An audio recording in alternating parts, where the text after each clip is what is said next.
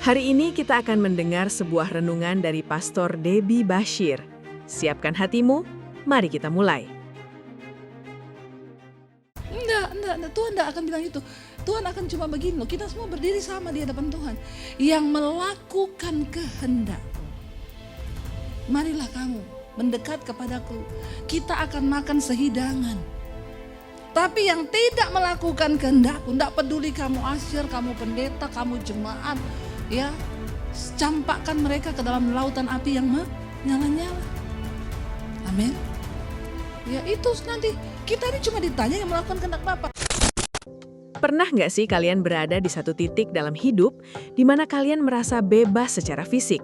Bisa pergi kemana saja, bisa makan apa saja, bebas scrolling media sosial seharian, tapi di dalam hati rasanya ada beban berat yang mengikat. Rasanya ada ruang hampa, ada rasa cemas yang tak kunjung hilang. Atau mungkin ada kebiasaan buruk serta luka masa lalu yang rasanya kok makin dicoba dilepas, malah makin menjerat. Kita sering merayakan kata merdeka, apalagi kalau lagi momen kemerdekaan. Tapi pernah nggak kita jujur sama diri sendiri dan bertanya, apakah jiwaku benar-benar sudah merdeka? Nah, di video ini saya ingin mengajak kalian membedah sebuah pesan yang sangat menyentuh hati dari khotbah Pastor Debbie Bashir yang berjudul Kebenaran yang Memerdekakan. Maksud dan tujuan dari video ini sederhana. Saya ingin kita belajar bersama untuk berhenti berpura-pura baik-baik saja, melihat ke dalam diri kita masing-masing, dan menemukan apa sih arti kemerdekaan sejati yang sesungguhnya. Kalau kalian merasa hidup kalian lagi jalan di tempat atau lelah diperhamba oleh emosi dan kebiasaan yang merusak, video ini dibuat khusus untuk kamu. Yuk, kita duduk santai dan bahas satu persatu.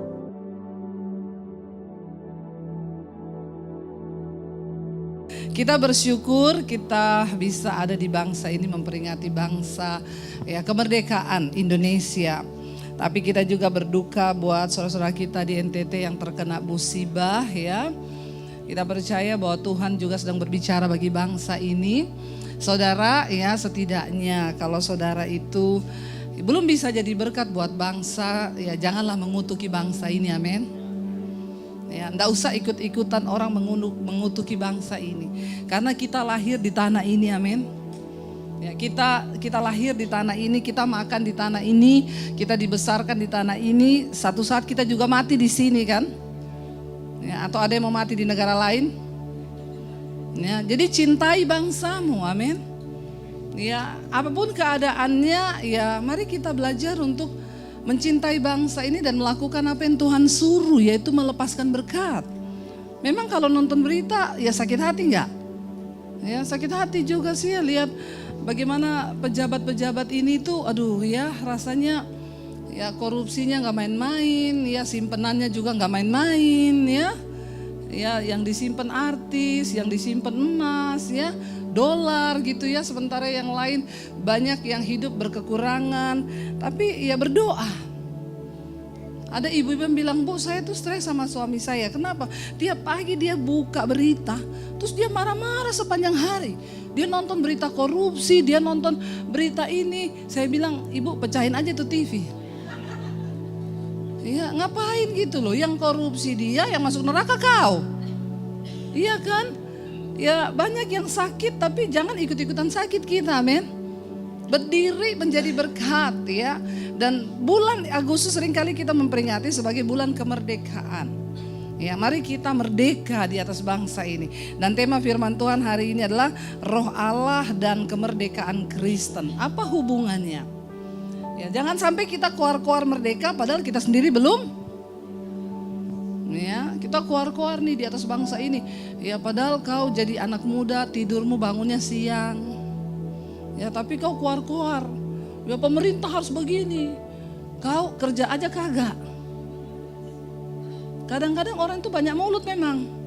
Ya, yuk kita nggak usah terlalu peduli lah. Maksudnya ya memang kita jengkel tapi yuk tunjukkan aja lah hidupmu seperti apa.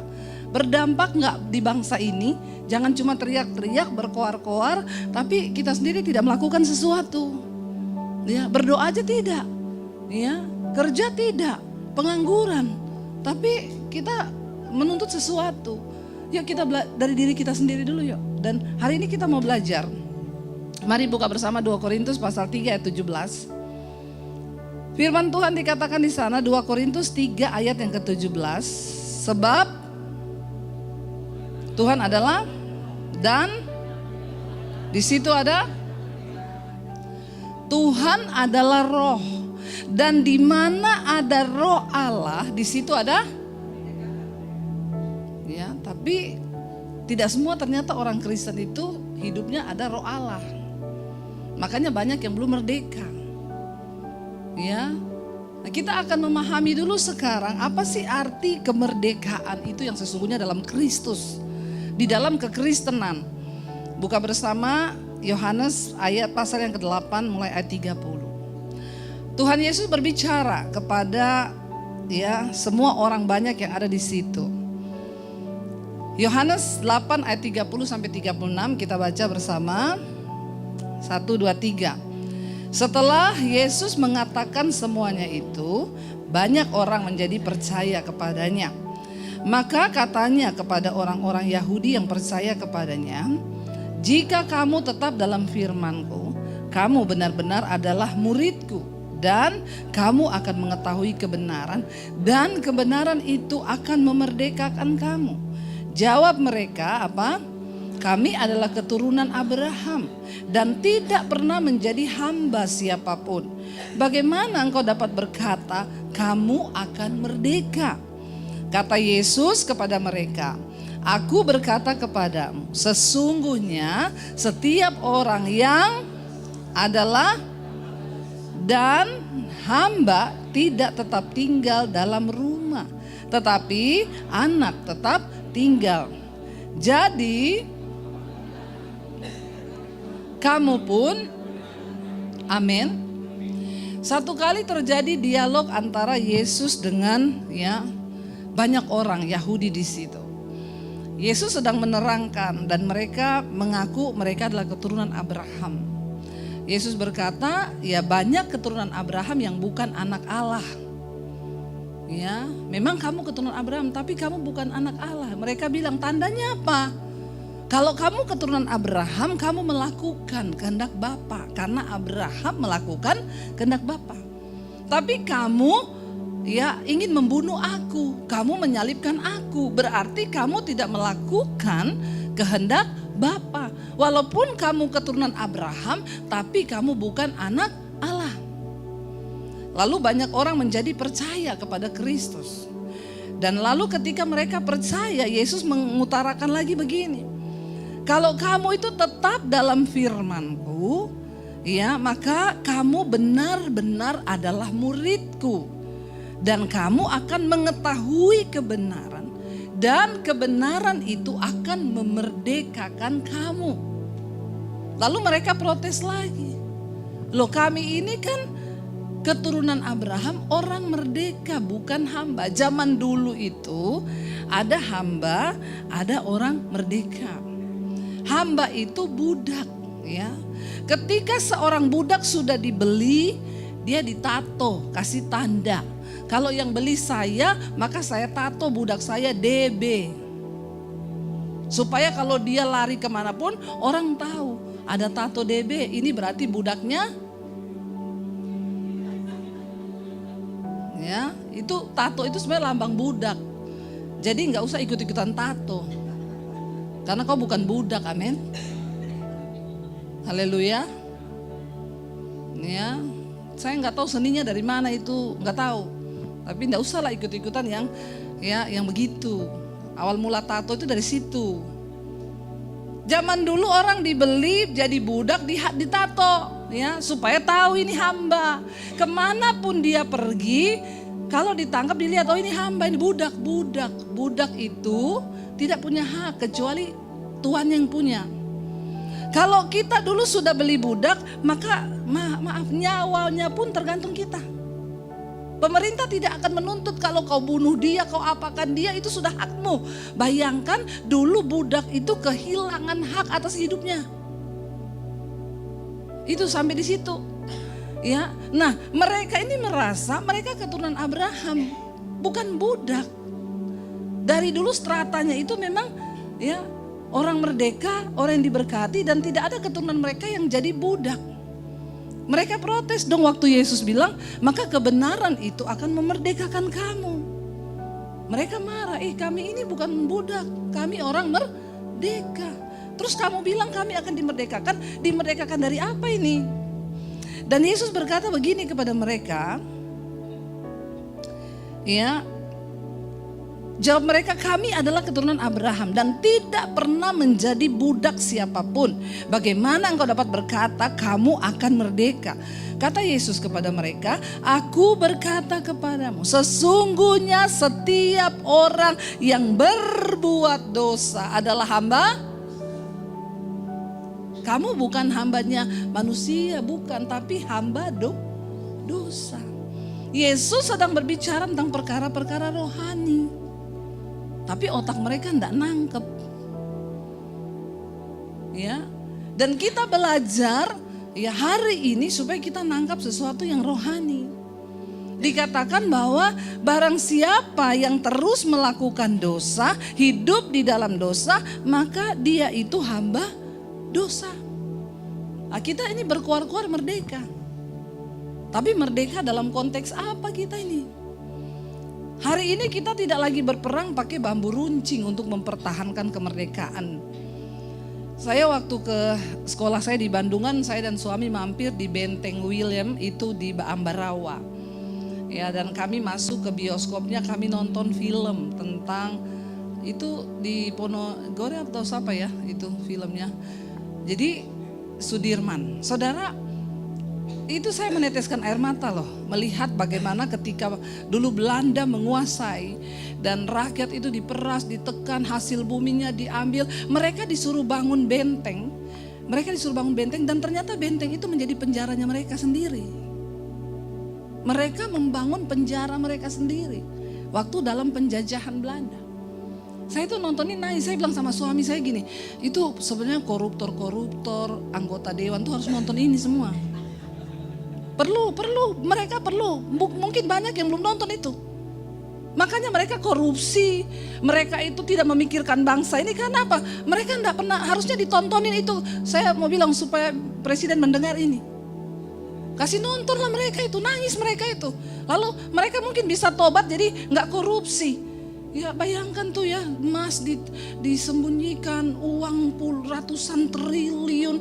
Sementara dulu ini kemerdekaan bangsa yang diperoleh dengan darah, air mata. Saya nangis saudara, lihat itu orang-orang tua diinjak sama ya itu, lalu mereka ditindas begitu rupa. Dan akhirnya bangkit seorang pahlawan, dia bilang kita harus bela bangsa ini sampai titik darah yang terakhir.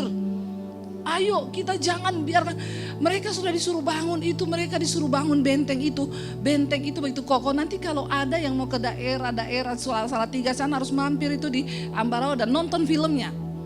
Ya. Lalu saudara, mereka itu disuruh diperbudak, angkat itu batu-batu gede, mereka dijajah bangun benteng yang sekokoh dan ternyata itu jadi penjaranya mereka. Ya, ketika hasil bumi kita dirampas, itu cengkeh diambil semua, lalu mereka tidak dapat apa-apa. Ya, hari ini sudah nggak gitu, tapi para pejabat kita ini yang masih otaknya ini otak penjajah. Kita perlu berdoa saudara. Ya, saya ini marah loh, tapi saya nggak mengutuki bangsa ini, karena Tuhan suruh kita melepaskan berkat. Ya, lepaskan berkat buat bangsa ini. Nangis kita ini saudara, melihat ya, dan kalau orang diperbudak, diperhamba itu enggak enak. Mau kamu itu lapar, mau kamu aus, angkat itu batu. Saya lihat itu dipaksa diinjak saudara.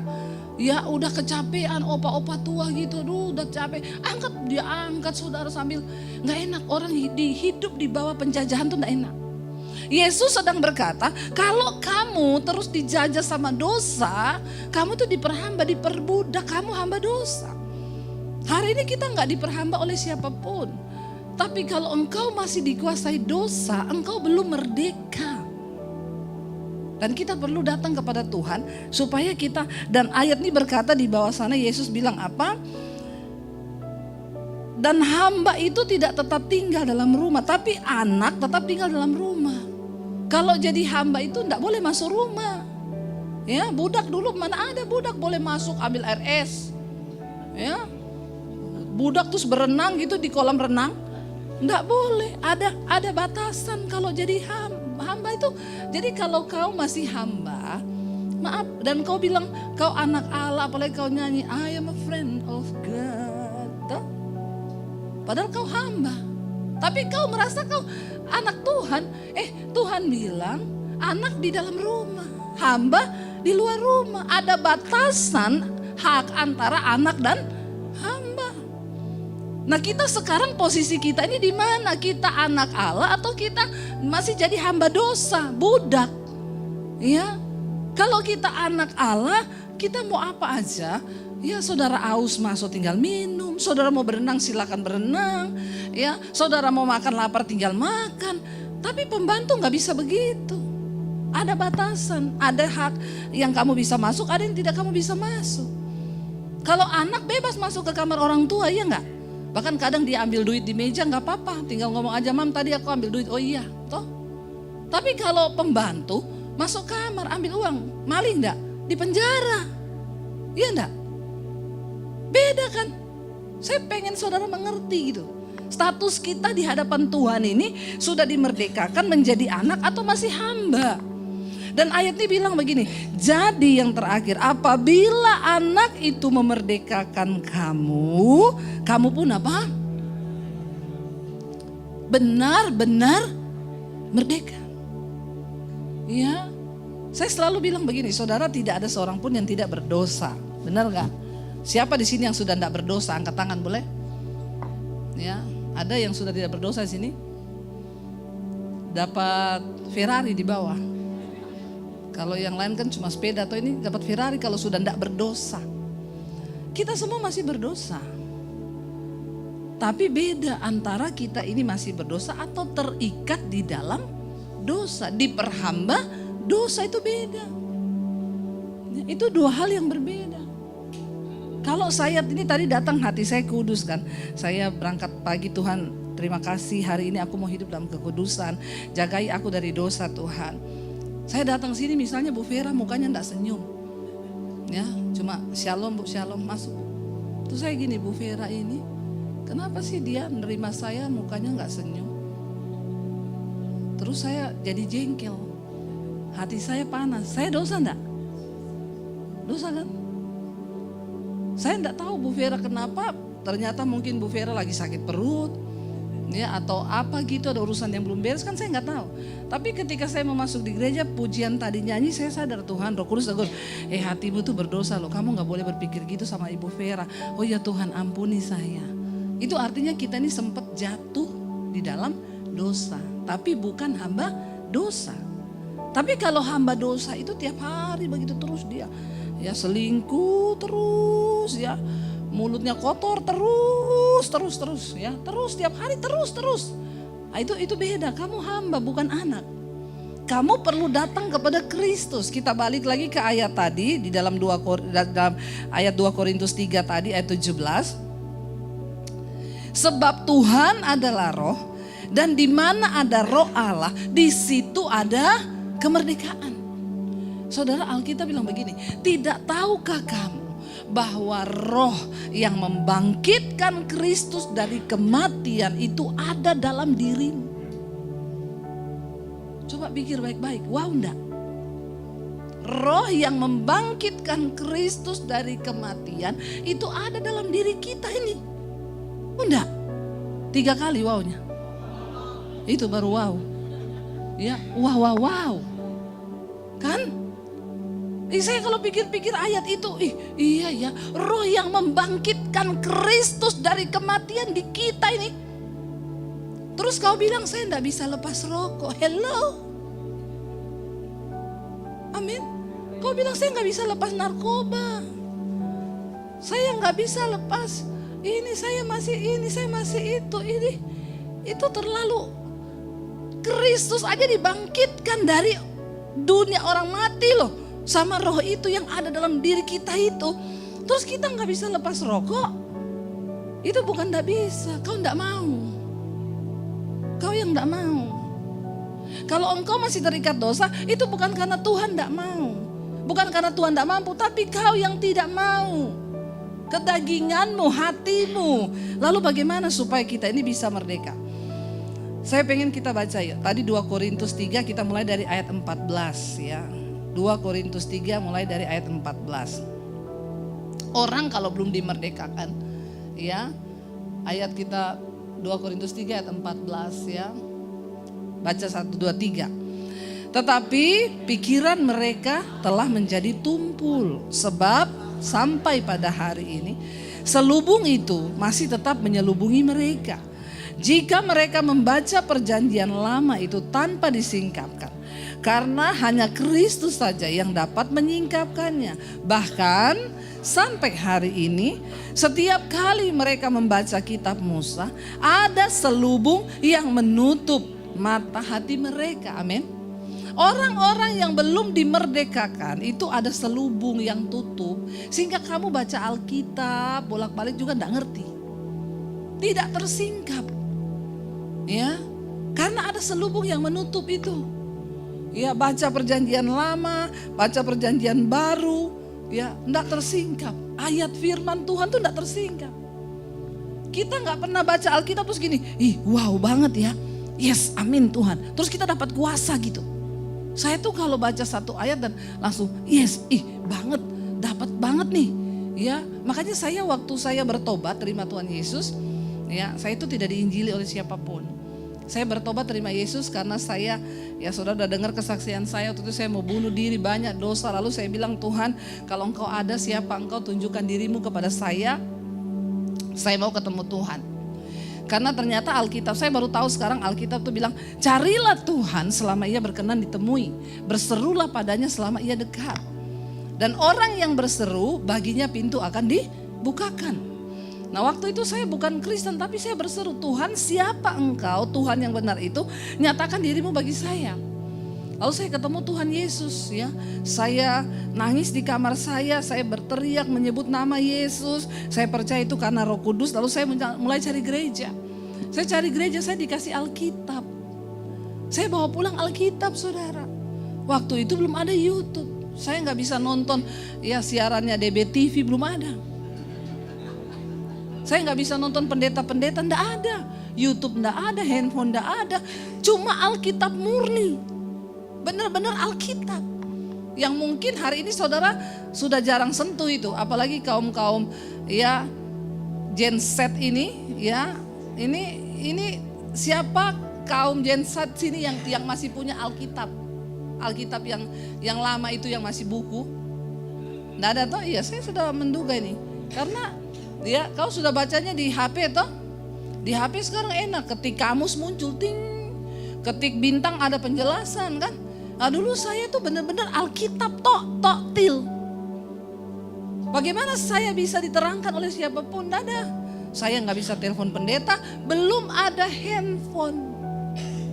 Bayangkan dulu itu waktu saya bertumbuh itu, ya. Tapi mungkin ya justru karena itulah saya bertumbuh dalam aniaya toh. Saya baca Alkitab aja sembunyi di kamar. Kadang di kamar mandi jam 3 subuh. Karena takut ketahuan. Ya makanya mungkin iman saya begini. Karena Alkitab berkata iman itu bertumbuh dari aniaya dan pembacaan firman Tuhan. Nah orang Kristen sekarang udah jarang baca Alkitab, jarang dianiaya juga.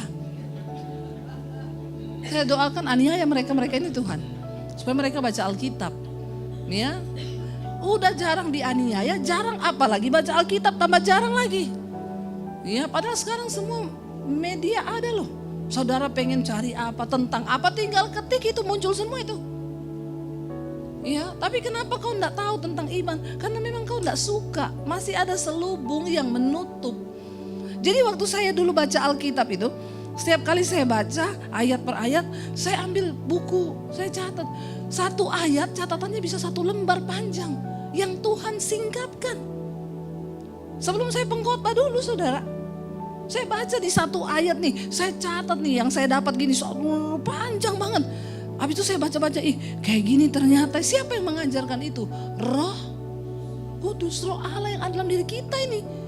Alkitab bilang Roh Kudus itu penolong, dia yang akan mengajarkan segala sesuatu yang dia terima dari Bapa. Dia ajarkan kepadamu. Itu kata Yesus. Kalau dia datang, dia akan menolong engkau mengenal kebenaran. Sebab segala sesuatu yang dia terima dari Bapa diajarkan kepadamu. Amin. Nah, tapi kan kita ini tidak pernah rindu. Masalahnya di situ. Tiap hari Roh Kudus panggil, ayo, tak kasih tahu. Tapi kita nggak ada waktu. Iya, bahkan nggak pernah dengar suara Roh Kudus. Lebih sering lihat setan malah daripada lihat Roh Kudus, lah. Ya, kalau lihat setan sering banget. Iya Bu, saya di situ tadi lihat setan. Di situ ada setan. Berarti kau temannya setan. Orang itu kalau dikit-dikit lihat setan tuh temannya setan. Karena dia akrab sama setan. Makanya jangan akrab sama setan, akrab sama Tuhan. Supaya engkau mendengar suara. Saudara percaya nggak kalau Tuhan itu masih bicara sampai hari ini? Banyak orang udah nggak percaya, tapi Tuhan itu bicara loh. Seperti dia bicara sama Abraham, dia bicara sama Musa, dia bicara sama Paulus. Dia juga Tuhan yang sama, yang sampai hari ini masih bicara sama kita. Tapi kalau engkau tidak pernah dengar suara Tuhan, itu masalah loh. Ya, saya bicara suara Tuhan bukan saudara. Bagaimana ya suara Tuhan? Terus saudara berdoa di kamar, terus saudara berharap ada asap, terus anakku gitu ya. Terus muncul asap putih gitu, ada kakek-kakek berjanggut, terus kau bilang, Tuhan, bukan, aku anggur cap orang tua. Lah kau ini pemabok. Terus kau pengen ketemu Tuhan, yang datang anggur cap orang tua. Bukan begitu, Tuhan itu bukan begitu. Nggak usah kau terlalu juga alay lebay gitu ya. Dengar suara Tuhan tunggu asap-asap dulu, enggak. Waktu kau jengkel sama suami, tiba-tiba di hatimu gini, enggak usah jengkel. Mengampuni, itu Tuhan. Itu Tuhan. Ya, tapi kau jengkel terus ada suara begini, pergi saya dari rumah. Itu setan. Setan itu, fix setan. Jangan kau bilang itu Tuhan. Ada orang konseling sama saya, Bu saya mau konseling sama ibu, gimana? Kan ibu udah dengar saya cerai atau iya, terus ibu tahu nggak? Yang suruh saya cerai itu Tuhan, Bu. Saya bilang, kau pulang dulu berdoa ya. Saya nggak mau dengar ceritamu. Dari awal ini kau sudah berhalusinasi, ya? Iya Bu, benar, yang suruh saya cerai itu Tuhan. Ya, enggak ada. Saudara, segala sesuatu itu yang bertentangan dengan kebenaran dan kebaikan itu bukan Tuhan, itu setan. Kalau ada suara yang bilang, kau enggak usah bicara sama mertuamu. Itu setan atau Tuhan? Siapa? Sekali lagi siapa? Biasa aja, enggak usah sambil melirik sama saya. Setan. Ditanya baik-baik, jawabnya setan. Kalau kau tahu bermusuhan sama mertua itu setan yang suruh, kenapa kau masih musuhan sama mertuamu? Nggak usah angkat tangan. Saya tahu ini ada di sini yang musuhan sama mertuanya. Berarti kau hamba setan kalau begitu. Karena Tuhan tuh suruh kita berdamai kan? Ya, mertuamu jahat, ya. Roh Kudus bilang nggak usah marah sama mertuamu. Ya, malah Roh Kudus bilang pergilah ke mertuamu, kasih dia duit, amin. Loh benar ini. Loh terus ketawa, gak pernah dengar begitu? Saya sering dengar begitu. Kalian gak pernah dengar begitu? Ampuni mereka, ini Tuhan. Memang pelit semua ini orang-orang di sini nih. Makanya mereka gak pernah dengar tuh Tuhan suruh kasih duit mertuanya. Langsung dia tengking dalam nama Yesus, setan ini. Tolong please ya. Jangan dibolak-balik, itu cerita ini suara Tuhan. Iya, karena di mana ada Roh Allah, di situ ada kemerdekaan. Lalu dikatakan di sana supaya kalau kita itu membaca Alkitab tersingkap sesuatu. Bagaimana caranya? Mau tahu nggak caranya? Angkat tangan. Mau tahu atau mau tahu banget? Ayat berikutnya bilang begini, ini saja, ini rahasianya, buka bersama ayat berikutnya. Tetapi Spirit of the Lord.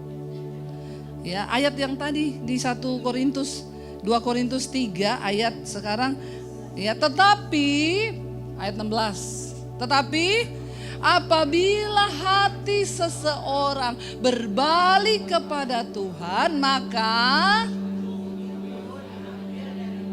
Katakan.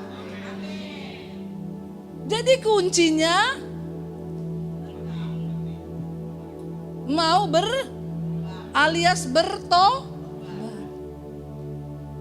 Waktu kita ingin bertobat, makanya saya selalu bilang, saudara, bertobat itu memang gak bisa dipaksa-paksa. Mau siapapun itu, mau anakmu, mau suamimu, mau istri, mau orang tuamu, gak bisa. Kita cuma bisa sampaikan kebenaran. Tapi soal bertobat itu karena dia ke gereja belum tentu bertobat, toh. Kalau hatinya tidak berbalik kepada Tuhan, maka dia tidak bertobat. Orang yang bertobat itu hatinya pun berbalik kepada Tuhan. Tuhan, aku datang dengan segenap hati, Tuhan. Aku mau bertobat, Tuhan. Apapun dosamu, kasih tahu sama Tuhan saja. Awal dari perubahan hidup saya dulu ketika saya bertobat, saya ini juga banyak dosa. Ya, mungkin dosa yang belum saudara coba, saya sudah coba. Jadi enggak usahlah belajar-belajar nakal, ya itu nakal dulu aja, sekarang waktunya bertobat, udah mau kiamat ini. Amin. Ya, jangan kau belajar-belajar nakal, ya. Sekarang ini zamannya orang tobat. Dosa itu enggak membawa apa-apa. Waktu saya bertobat terima Tuhan Yesus, saya baca tuh Alkitab tuh. Saya baca Galatia 5, perbuatan daging, percabulan, kenajisan, hawa nafsu, nafsu jahat, iri hati, kebencian, dendam, amarah, pertikaian, roh pemecah belah, percederaan, ya. Dan barang siapa melakukan hal-hal itu, dia tidak mendapat bagian dalam kerajaan Allah. Saya urut satu-satu itu dosa itu saya tulis. Perbuatan daging 1, persinahan 2, percabulan 3, pemecah belah 4, iri hati 5, kebencian 6, kedengkian 7, ini semua pemecah belah, ini seperti pertikaian. Lalu saya bikin contrengan, yang ada sama saya ternyata semua ada. Iya Pak ya? Ya, yang masih punya daging pasti ada semua itu. Ya, jadi bikin daftar dosamu. Nggak usah kau bikin daftar dosa iparmu. Amin. Bikin daftar dosa kita sendiri dulu. Lalu setelah kita bikin daftar dosa itu, baru hati kita ini berbalik kepada Tuhan. Tuhan, aku mau bertobat. Tuhan, ternyata ini semua ada dalam diriku. Tuhan, aku mau bertobat. Ubahkan aku, Tuhan. Amin. Itu loh yang perlu kita lakukan sama Tuhan ini. Tuhan, aku mau melakukan kehendak-Mu. Tuhan, apa yang menjadi kehendak Tuhan di hidupku? Maka secara universal kehendak Tuhan itu firman Tuhan. Kalau disuruh doakan musuhmu, doakanlah musuhmu. Kalau disuruh hidup dalam kekudusan, hiduplah dalam kekudusan. Alkitab bilang jangan berzinah, ya jangan berzinah. Jangan selingkuh, ya jangan selingkuh. Jangan mencuri, ya jangan mencuri. Jangan menghalalkan semua cara demi uang. Ya, uang itu juga bisa jadi penguasa hidup loh saudara. Ya, karena banyak orang rela melakukan apapun demi uang. Ya, padahal kalau mati tidak bawa uang. Amin. Ada yang bilang saya masih hidup aja nggak bawa uang loh Bu. Apalagi mati. Saya masih hidup aja nggak ada uang Bu. Ya, yang begitu kau nggak usah curhat sama saya, nggak usah. Kau curhat sama Tuhan saja. Ya, uang itu tidak dibawa mati memang. Ya. Tapi ada orang yang menghalalkan segala cara untuk uang. Kita lihat nih saudara, para koruptor ini aduh gila-gilaan ya. Tapi ketika orang bertemu Tuhan Yesus, di Alkitab kan ada orang yang korupsi juga atau siapa? Bea Cukai itu? Siapa? Lagi diperiksa KPK kan? Siapa? Di Alkitab Bea Cukai, Sakeus, toh? Ya, pemungut pajak dia. Terus dia bertobat waktu ketemu siapa? Tuhan Yesus tuh. Tuhan bilang, Sakeus, aku mau makan di rumahmu. Ya. Lalu ya, kalau zaman sekarang itu ya, saya misalnya makan di rumahnya siapa? Ya, terus itu pendeta makan di rumahnya pejabat tuh pasti sudah dapat ini lagi. Karena banyak jemaat julid. Ya. Ini kan orang bertobat kalau dia mendengar kebenaran. Amin. Ya. Zaman Yesus pun kan dihakimi juga Yesus toh. Orang-orang Farisi bilang apa? Duduk sama orang berdosa. Tuh, ya duduk sama pemungut cukai, ya sama pelacur. Tapi ketika mereka ketemu Tuhan Yesus, mereka mengerti, mendengar kebenaran. Apa yang terjadi? Ya, Zakeus bertobat. Dia kembalikan pajak yang dia pungut dulu, bahkan berlipat kali ganda. Makanya kita berdoa di pejabat-pejabat ini bisa ketemu Tuhan. Kalau nggak tobat, ketemu Tuhan di sana deh, dipanggil Tuhan gitu maksudnya. Siapa itu yang bilang dihukum mati? Sadis sekali ya. Memang rasa-rasanya kita kepengennya gitu ya Bu. Tapi kan kita cuma cukup doakan saja Tuhan. Tuhan ampuni mereka itu Tuhan. Kalau bisa Tuhan jamalah. Kalau mau tobat tolong Tuhan bina Tuhan. Kalau udah gak mau tobat binasakan Tuhan. Kan rasanya mau begitu kan. Lihat-lihat ini aduh kita gak bisa buat apa-apa. Tapi kan doakan saudara. Kalau saya doanya itu setiap malam kita doa di mesbah doa. Tuhan engkau yang berperkara dengan pejabat-pejabat ini. Ya, bilang begitu aja. Tuhan berperkara lah. Enak sekali selingkuhannya artis. Ya artis dapat tas, dapat ini ya. Karena kan dia pikir udah gak usah kerja, udah dapat semuanya. Ini uang memang bikin gila orang saudara. Ya, baru diperiksa sekali sama KPK udah mati ditembak katanya bunuh diri. Mengerikan loh Indonesia ini kalau kita pikir-pikir ngeri loh. Berita-beritanya ini ngeri loh saudara. Ya, baru diperiksa udah bunuh diri, ada yang minum racun, berbusa mulutnya toh. Banyak sekali, tapi apakah Tuhan tidak melihat semua itu? Orang itu hidup kayak dia mau hidup terus gitu. Dia gak berpikir satu saat nyawanya itu akan dicabut. Dan dia gak pikir bahwa ada penghakiman. Ada penghakiman kelak yang akan dia terima. Hidup yang sesungguhnya itu setelah kita mati, bukan sekarang. Sekarang ini kita cuma hidup, Alkitab bilang di dunia ini kita hanya perantau. Amin. Perantau itu pasti pengen pulang toh. Ya, kita kan gak selamanya ada di dunia. Makanya persiapkan hidupmu, persiapkan matimu. Karena kalau kita mati satu saat nanti, kita berhadapan dengan pengadilan Kristus. Tuhan cuma tanya begini. Yesus bilang begini, dia gak akan suruh kita baris yang pendeta sebelah kanan, pemain musik di tengah, ya asyir di belakang, multimedia ya di lobi. Enggak, Tuhan enggak akan bilang itu. Tuhan akan cuma begini loh, kita semua berdiri sama di hadapan Tuhan. Yang melakukan kehendak. Marilah kamu mendekat kepadaku. Kita akan makan sehidangan. Tapi yang tidak melakukan kehendak, enggak peduli kamu asyir, kamu pendeta, kamu jemaat, ya, campakkan mereka ke dalam lautan api yang menyala-nyala. Amin. Ya itu nanti kita ini cuma ditanya yang melakukan kehendak Bapa. Dan apabila hati seseorang berbalik kepada Tuhan, artinya bertobat, maka selubung itu diambil daripadanya. Makanya pertobatan itu sifatnya pribadi. Engkau datang sendiri sama Tuhan. Makanya saya selalu bilang, enggak usah titip-titip doa pendeta. Kamu masuk di kamar, tutup pintu, datang sama Tuhan. Berlutut, apapun dosa yang mengikat kamu hari ini, datang. Tuhan, aku ini terikat narkoba, dalam nama Yesus aku mau dilepaskan. Nggak ada yang mustahil. Kalau Tuhan bebaskan orang dari narkoba, nggak perlu rehab loh. Saya dulu pernah doakan orang narkoba saudara. Saya nggak tahu kalau teman saya SMP. Saya ketemu di rumah tante saya waktu saya diusir dari rumah karena saya terima Yesus. Saya diusir dari Poso, akhirnya saya ke Jakarta. Saya ke rumah tante saya.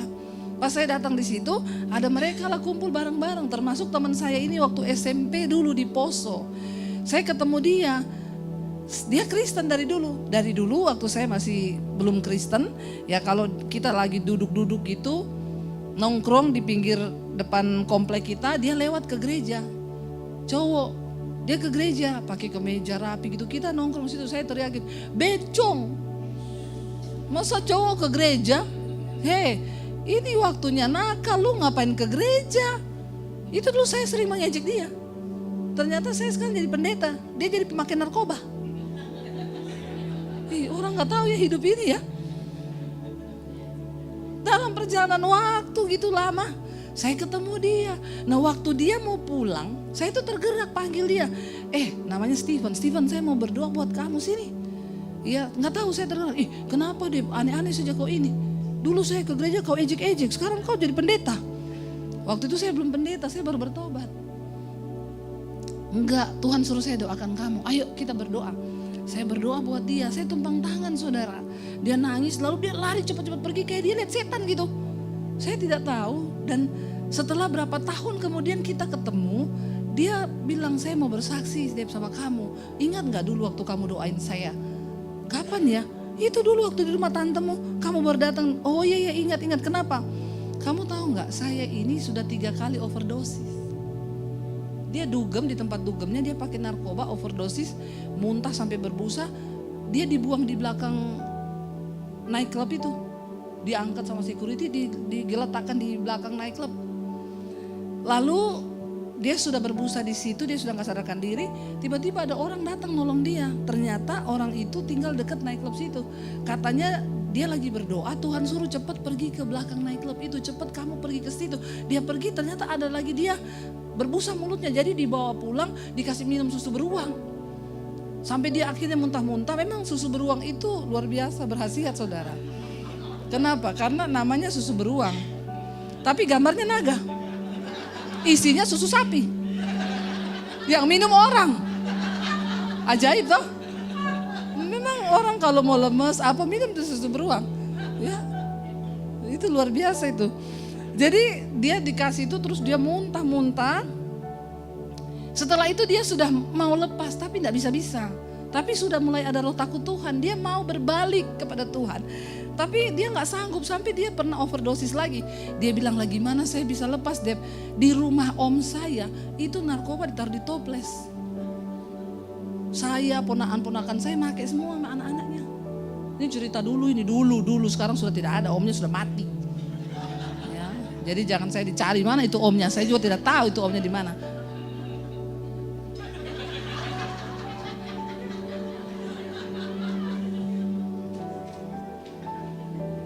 Udah habis waktu tuh ini. Ya, terus sedikit lagi ya. Boleh toh? Boleh?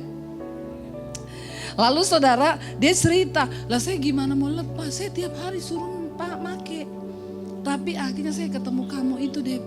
Di situ saya itu lagi galau bener-bener antara saya pengen berbalik sama Tuhan, tapi saya tidak tahu bagaimana caranya. Waktu kamu doakan saya, dia bilang, saya rasa itu kayak ada asap putih itu waktu itu turun dan rasanya sejuk banget. Dan kamu tahu pulang dari situ, saya sampai di rumah saya tidak bisa menahan air mata saya. Sampai di jalan pulang itu bercucuran air mata di lawat Tuhan. Sampai di rumah tantenya nunggu, ayo setir kita. Biasa ke nightclub. Dia bilang, tante saya gak mau ke situ. Kenapa kamu kesambat setan? Orang dunia itu begitu, orang di jamaah Tuhan dia bilang kesambat setan.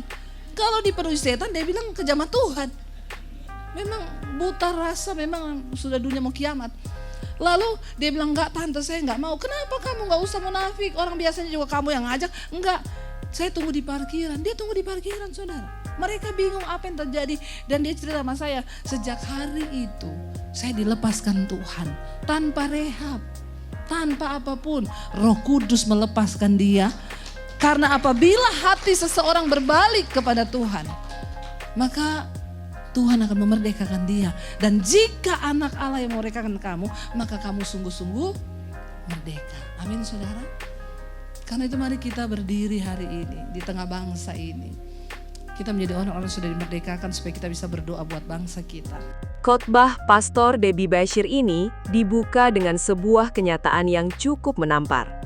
Beliau menyinggung tentang kondisi bangsa dan kenyataan hidup sehari-hari.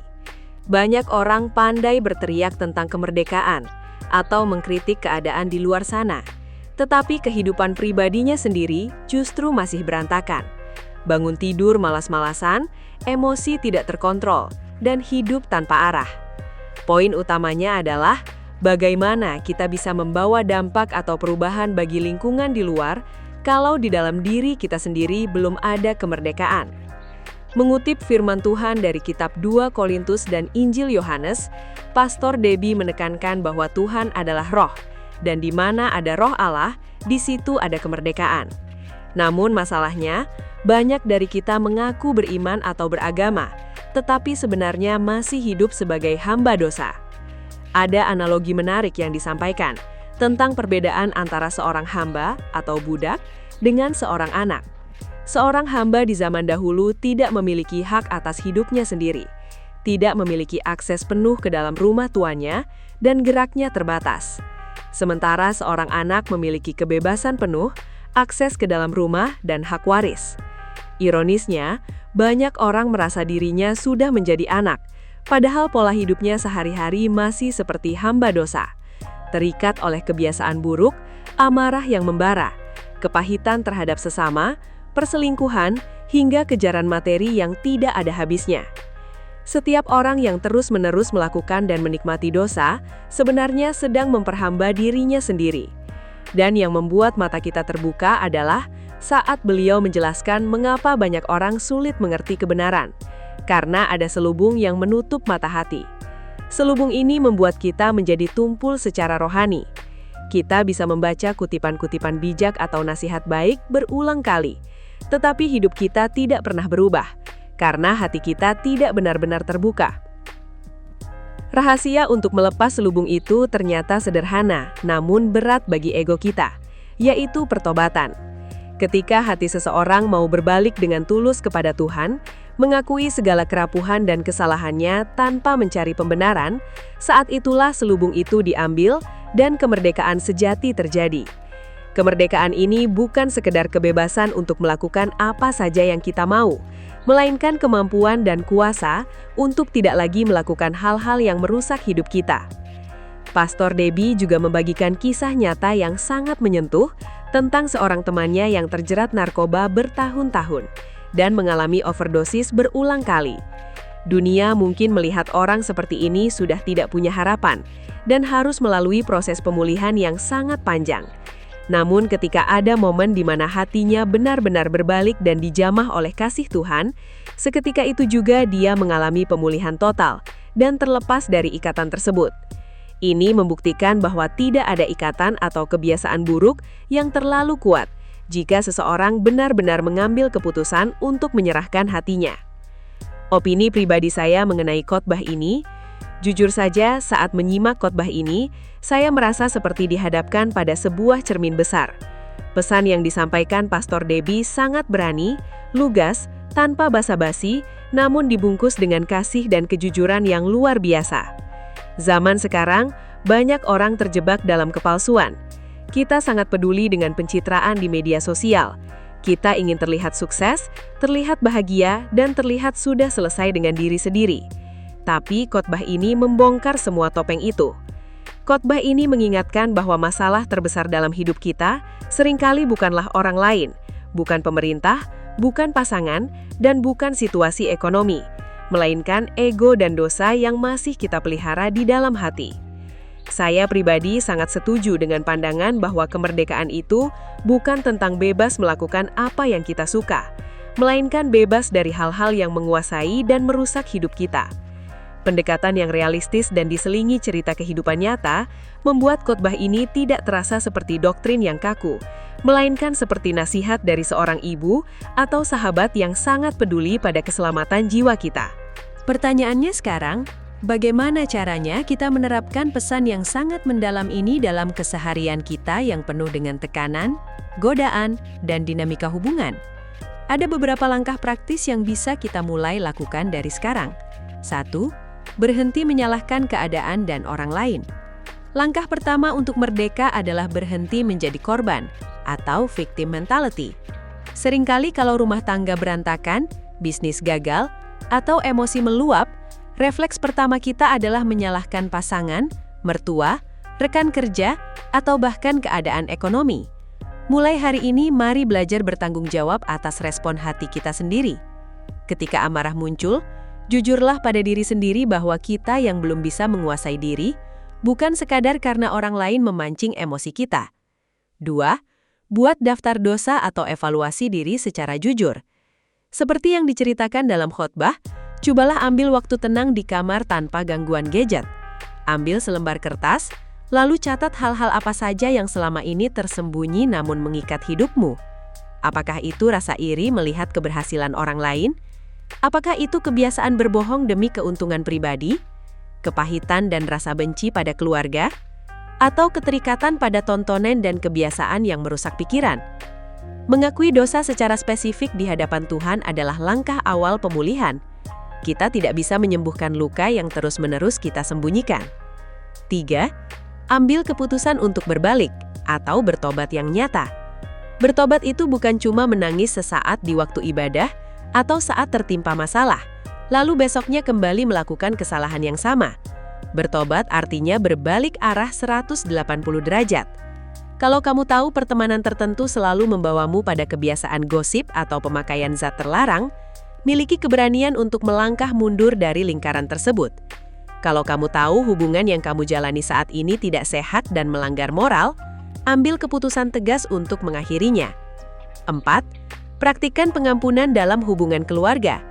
Kemerdekaan sejati paling sering diuji di dalam rumah. Sangat mudah tersenyum pada teman di luar, tapi sangat sulit menahan sabar terhadap pasangan, anak, atau orang tua sendiri. Penerapan praktis dari khotbah ini adalah belajar melepaskan pengampunan. Kalau ada ganjalan dengan mertua, orang tua, atau pasangan, buang jauh-jauh rasa gengsi. Berdoalah buat mereka dan jika memungkinkan, tunjukkan kasih melalui tindakan nyata, misalnya memberi perhatian atau pertolongan tanpa syarat. 5. Latih pikiran dengan kebenaran setiap hari. Pikiran kita setiap hari dibombardir oleh informasi, berita negatif, kemelahan orang lain di media sosial, dan narasi yang memicu kecemasan. Untuk tetap merdeka, kita perlu memberi makan jiwa kita dengan kebenaran. Luangkan waktu untuk membaca, merenungkan, dan mempercayai nilai-nilai kebaikan dan firman Tuhan, melebihi kita mempercayai berita-berita ketakutan di luar sana. Dari seluruh rangkaian pesan dalam khotbah ini, satu hal paling berharga yang saya dapatkan adalah kesadaran akan harga sebuah kemerdekaan. Kemerdekaan jiwa itu sesuatu yang sangat mahal. Kita tidak bisa membelinya dengan uang, tidak bisa diwakili oleh status sosial, dan tidak bisa dijamin hanya dengan keanggotaan sebuah gereja atau organisasi rohani. Kemerdekaan itu adalah hasil dari sebuah hubungan yang jujur antara kita dengan Tuhan, di mana kita bersedia menanggalkan ego kita setiap hari. Saya menyadari bahwa selama ini kita seringkali lelah secara mental, bukan karena tugas kerjaan yang menumpuk, melainkan karena kita menyimpan terlalu banyak sampah di dalam hati. Kita menyimpan kemarahan, menyimpan kepahitan, menyimpan ketakutan akan masa depan, dan terus berusaha menyenangkan manusia. Khotbah ini memberikan saya sebuah peace of mind atau kedamaian batin yang baru. Saya diingatkan bahwa ketika kita berani melepaskan semua kendali dan kepalsuan itu di hadapan Tuhan, Dia sanggup memerdekakan kita secara utuh. Kita tidak perlu takut menghadapi masa depan, kita tidak perlu iri dengan pencapaian orang lain, dan kita tidak perlu lagi menjadi budak dari opini manusia. Kita bisa hidup dengan tenang, mantap, dan menjadi pembawa dampak positif bagi lingkungan di sekitar kita. Teman-teman, kemerdekaan sejati itu sudah disediakan, tetapi keputusannya ada di tangan kita masing-masing hari ini. Apakah kita mau terus menyimpan beban dan keterikatan itu, atau kita mau melangkah keluar dan hidup dalam kebebasan yang sejati? Terima kasih banyak sudah menonton video ini sampai selesai. Kalau perenungan dan pembedahan pesan hari ini menyentuh hati kamu, jangan lupa untuk tekan tombol like, tinggalkan komentar di bawah tentang poin mana yang paling relevan dengan hidup kamu saat ini, dan share video ini ke keluarga atau sahabat kamu yang mungkin lagi membutuhkan kata-kata penguatan. Jangan lupa juga untuk klik tombol subscribe dan nyalakan lonceng notifikasinya supaya kita bisa terus belajar dan bertumbuh bersama di video-video selanjutnya. Tetap jaga hati, tetap semangat, dan sampai jumpa di video berikutnya.